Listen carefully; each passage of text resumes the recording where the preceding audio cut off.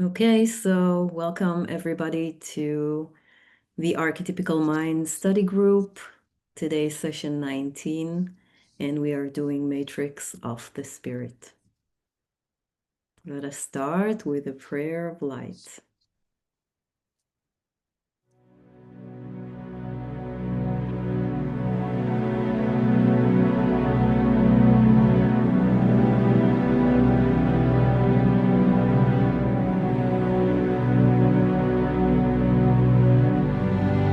Love before me, love behind me, love at my left, love at my right, love above me, love below me, love in me, love in my surroundings, love to all, love to the universe. Peace before me, peace behind me, peace at my left, peace at my right, peace above me, peace below me, peace in me, peace in my surroundings, peace to all, peace to the universe. Light before me, light behind me, light at my left, light at my right, light above me, light below me, light in me, light in my surroundings, light to all, light to the universe.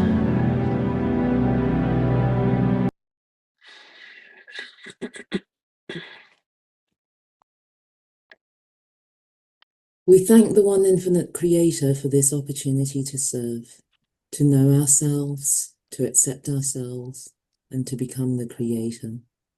Let our hearts be filled with gratitude to those of Ra for bringing us the archetypes as a tool for this inner work, and those of Quo for extending our knowledge of these tools. We extend our gratitude to the channeling team at LL Research for bringing us this knowledge. We invite Quo to join us in this working. We also invite our guides, our higher selves, and the ascended masters to grace us with your presence and to show us what we need to know. May all beings find what they truly seek. Amen.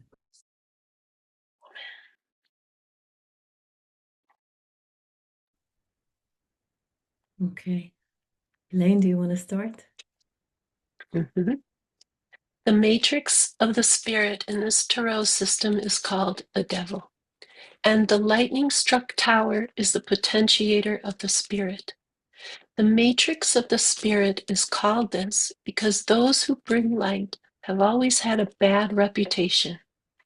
Lucifer is one of the names that is most telling that is used for the devil in your culture.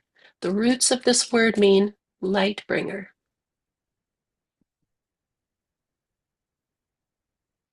To the sleeper who has awakened this dynamic is useful and very fruitful, for in striving to accentuate and increase the rate of learning or evolution in a spiritual sense, the polarity of intended action can carry a very strong message to the deeper mind, and the more difficult it is to find a positive polarity, that is, the more the dark side of the self is engaged in working through catalyst, the greater the opportunity to polarize positively the seeker has. Thusly, when things seem the darkest, when the self sees the self as that darker side, this situation in itself is a gift, and the way to open that gift is simply to accept and absorb that awareness of the self's darker side while allowing the heart to remain open. When that open heart approaches the darker side of self, its gift is to be able to know the light while gazing into the darkness.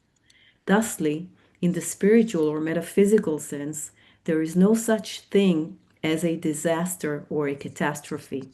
An old hymn this instrument knows is, "The body they may kill, his love endureth still." All right, I'm writing something down. This instrument is aware of that which the one known as Don called the 180-degree rule. We find this phrase pleasant to use, for it is succinct and accurate. One's relation to one's dark side should be one of gratitude and love, for the dark side is that which strengthens and enables the light side. Each experience of the darker side of self is that which burns away pride and what this instrument would call egotism. It is well when one sees that side of self, which has those vices and sins, if you will, in abundance, not to turn away, but rather to embrace, to love, to accept, and to forgive that part of the self for being. We may comment further by suggesting that the entity known as Jesus, when speaking of that concept of negativity, called Satan in your holy works, was speaking of those temptations that were being offered it by those forces which wish to depolarize the one known as Jesus so that its work would remain undone. The one known as Jesus, though it accepted fully those forces of negativity or darkness within its heart of being, loved them, forgave them, and had compassion for them. Yet did it say to those forces that it wished to pursue another path, and that those temptations which were being offered were not acceptable to this entity, though the entities offering them were indeed accepted, loved, and cherished. Therefore, the entity known as Jesus was, in refusing these temptations, not opposing those forces of darkness, but was loving them in the fullest, while at the same time refusing their offerings. As the one known as Jesus the Christ experienced the temptations of the one known as Satan, as the one known as Jesus spent the 40 days and nights in the desert, demanded that the one known as Satan get behind him. Each seeker of truth will find that as progress along the path is made, that there are those opportunities to test the progress that it be true. And if there be a weakness in that seeker's pattern of expression of service to others, those weaknesses or lesser areas of strength shall be made known to it through the difficulties, shall we say, that are a natural portion of this path, and through recognizing those areas which lack strength, the seeker of truth then may repair these areas and gratefully acknowledge their presence to any entity which has aided in pointing them out. There is, my brother, an entity in people's hearts known as Satan to them. However, this entity is part of the illusion of your density. The reality or seeming reality of evil is as natural to those who dwell in your polarized density as the darkness. The vibration in which you live is made of many pairs of opposites, and the interplay between these causes movement. To live is to move, and the principle, which has been called Satan, is something within consciousness which repels and thus causes growth and movement. There are some drawn to the negative or evil principle who may be said perhaps to be fond of the satanic, and these people are truly not pleasant, but they simply have chosen a path of separation from the Father, a path of belief in the importance of the self. This leads such people to desire power, especially over others.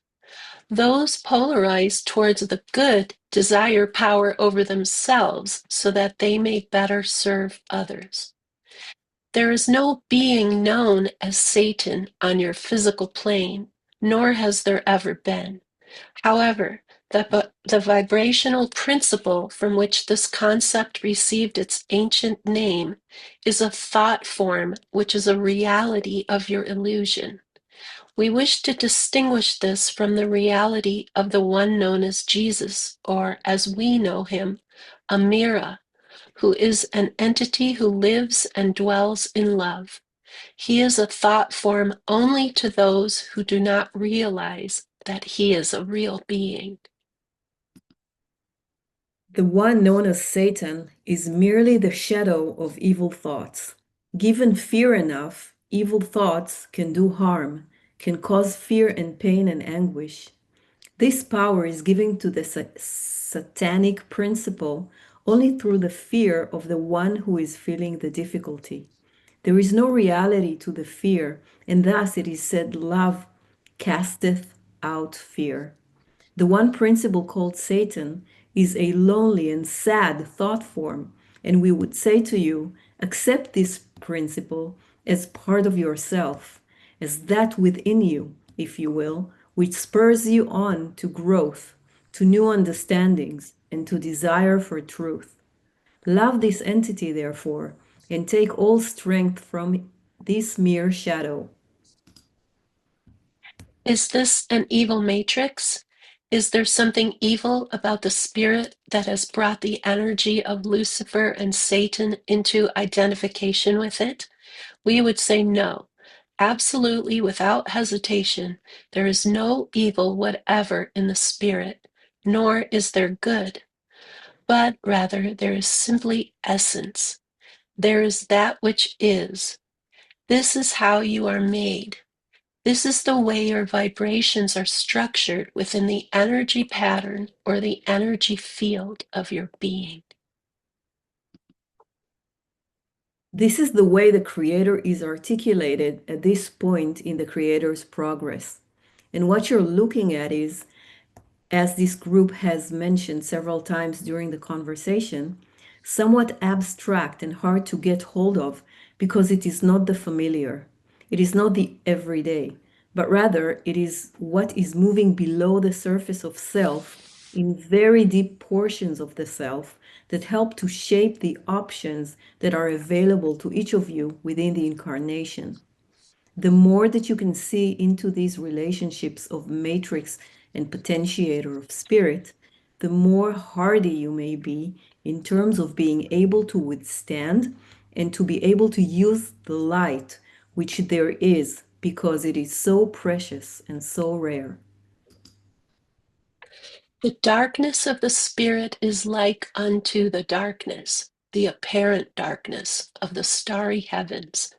As you gaze from the side of your planet out into your outer space, that thick velvet of infinite space is as are you in your spiritual aspect, an undiscovered country of hills and valleys unknown. And every place is sacred, and every place is full of information, and every place looks to be that which it is not. There is thick darkness and great depth of unknowingness to the spirit within third density. The veil of forgetting is very deep, and the life-giving light, when it falls, yet does it not always disclose truth.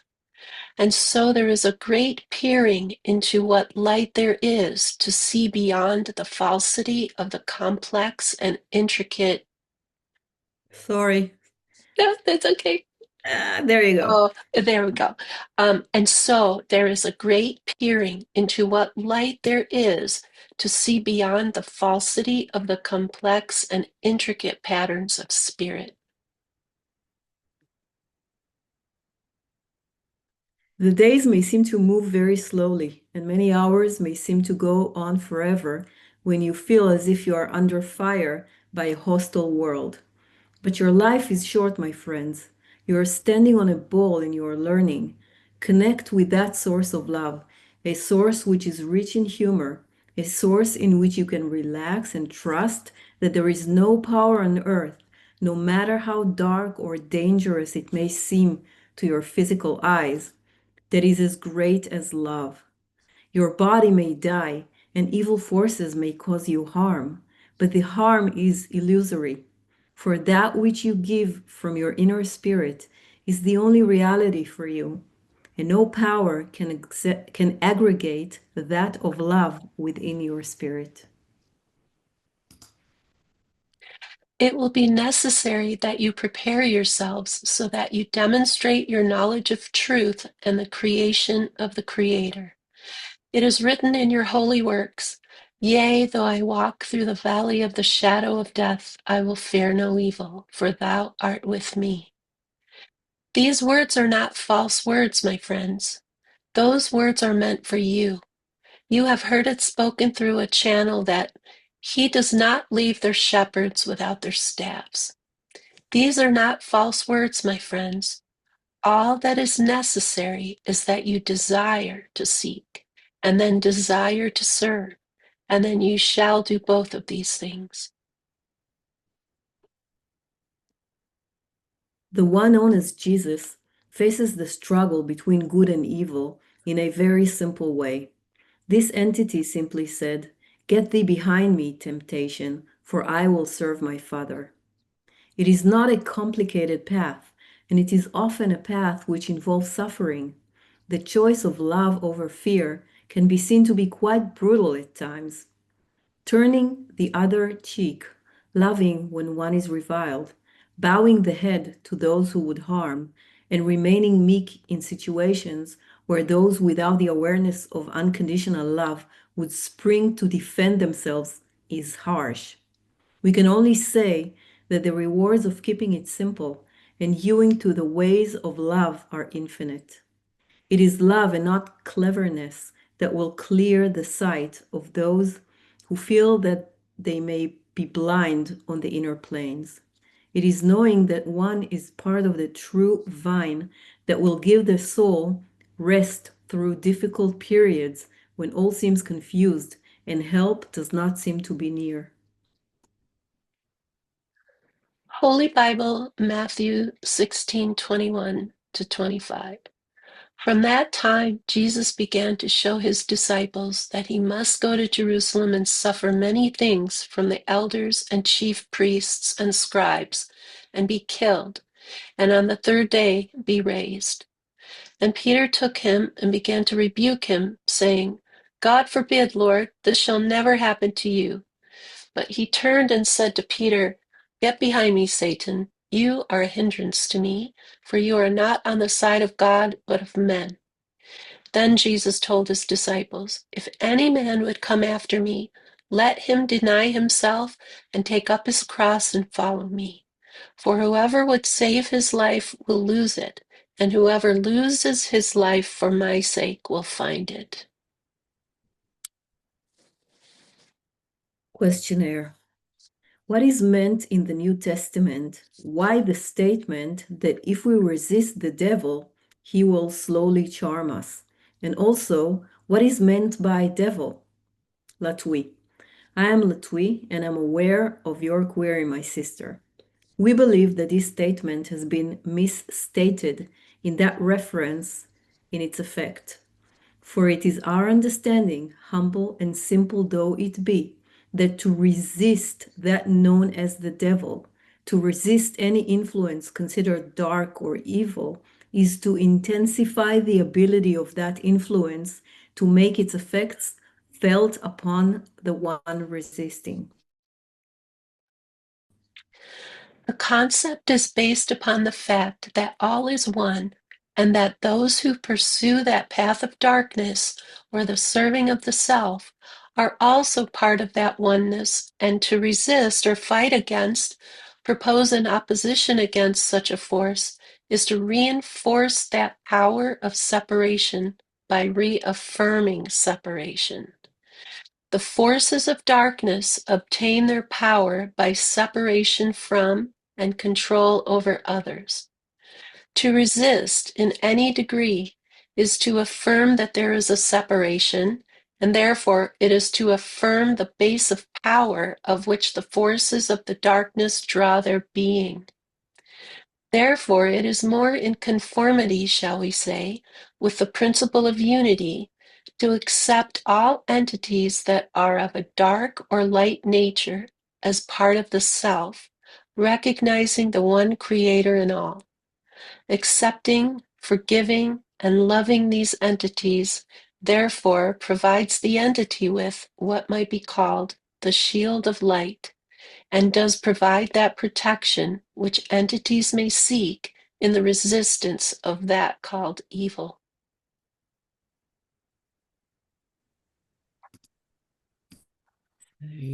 We'll relax, get yourselves comfortable. Take a deep breath in, hold, exhale, hold, inhale, hold, exhale, hold, inhale again, hold, exhale, hold, and relax. Feel a wave of relaxation moving up your body from the toes up to your feet, ankles, moving up your calves and shins to your knees, thighs, hips, up the torso, up to the shoulders, down the arms to your elbows, down to your wrists, hands and fingers, relaxing your neck, your jaw, mouth, cheeks, ears, back of the head, eyes, forehead, and crown.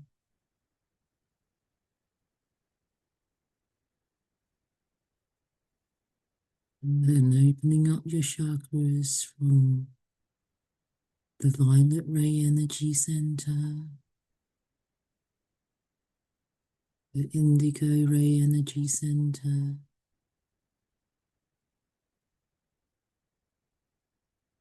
the blue ray energy center, the green ray energy center, the yellow ray energy center, the orange ray energy center, and the red ray energy center. Relax into the present moment. Bring your attention to your heart area, focusing on as small an area as you can, moving the attention inwards, sitting there with it.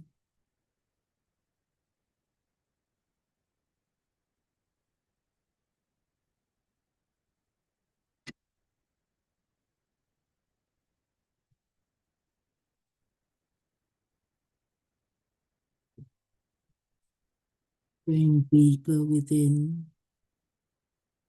that heart center,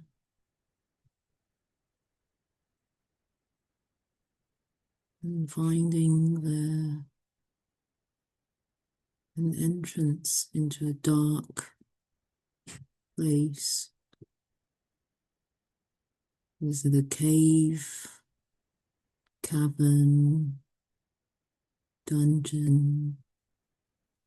Standing there at the entrance or sitting and becoming aware of your feelings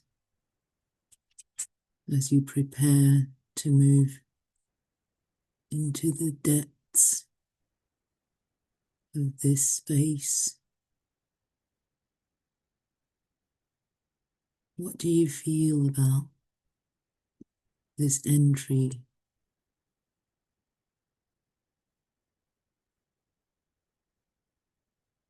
Becoming aware of your feelings and honoring them.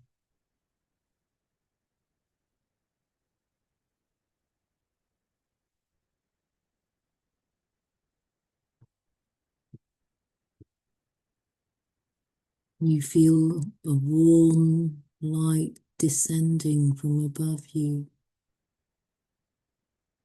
a bright light coming to guide the way as you enter into the depths of the self. Who is this bright light for you?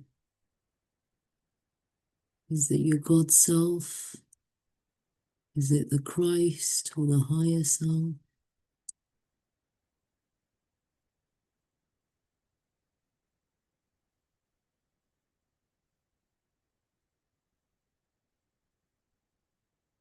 Feel yourself immersed in the love as this light comes in to join you, becoming aware of the power that it holds over anything that you might face in the darkness.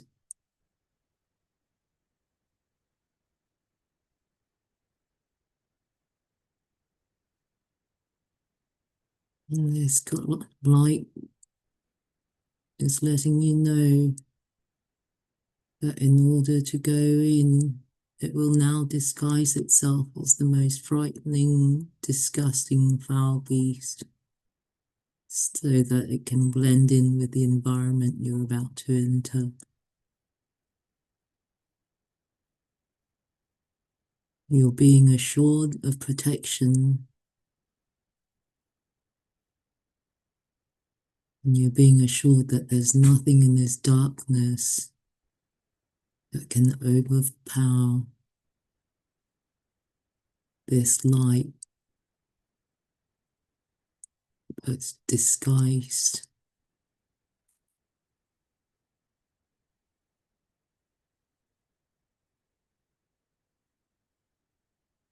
As you take the first steps into the shadows, you're invited to set the intention to shine your light and illuminate everything in the darkness. Your darkness that no one else has access to.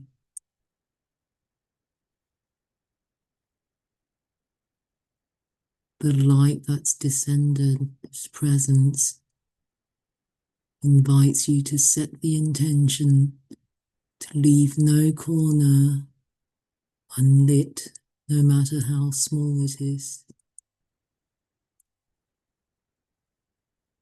Sit with the invitation and set the intention if you wish to.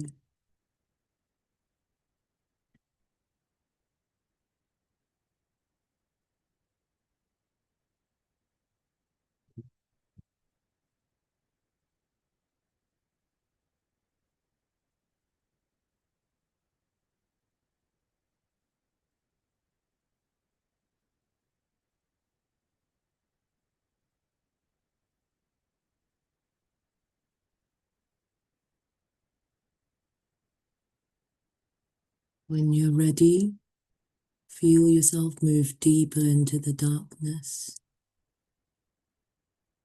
meeting your first demon. What does it look like? Is it someone you know? Is it a part of yourself that you don't want within you? Examine it. Does it smell? What reaction does it provoke in you? How does it make you feel? Whilst you're doing this, stay with the awareness that the loving presence from above, your light bearer, is with you and that you're safe. No harm can come to you. And you're being assured that you are more powerful than anything you will meet here.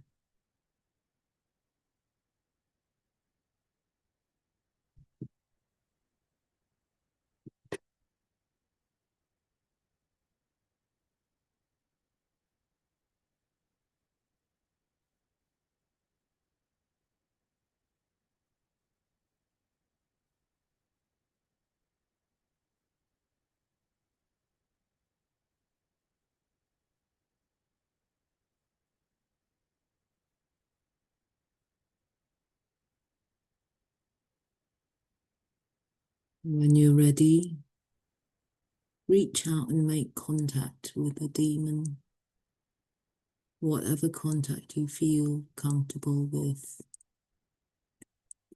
Maybe just eye contact, or you might want to imagine yourself touching it with a finger or embracing it, whatever you feel comfortable with. And let it communicate with you. What does it want you to know? And what do you want it to know about you?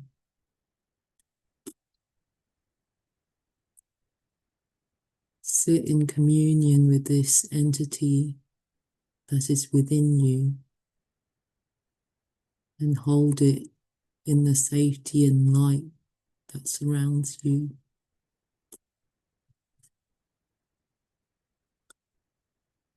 And this communication does not need to come in the form of words. It might just be a feeling, and sit with the feeling.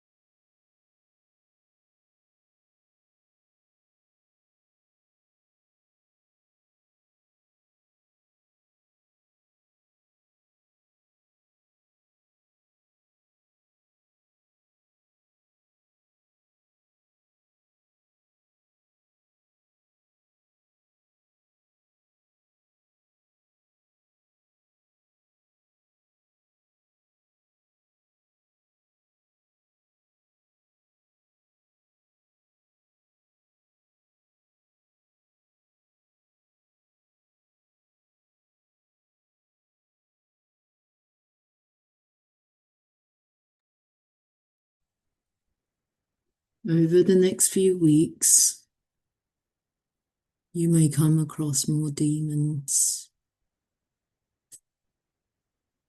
When you meet with difficult catalysts or what you perceive as negative catalysts, maybe a memory or something or someone you see on the news or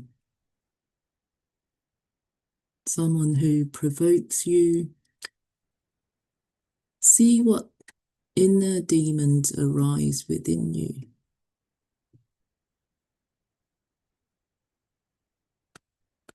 And practice sitting with them and sharing your love and light with them, healing them and bringing them into your consciousness. And as you do this, become aware that you're bringing the unconscious into the conscious so that it no longer directs your life without your awareness.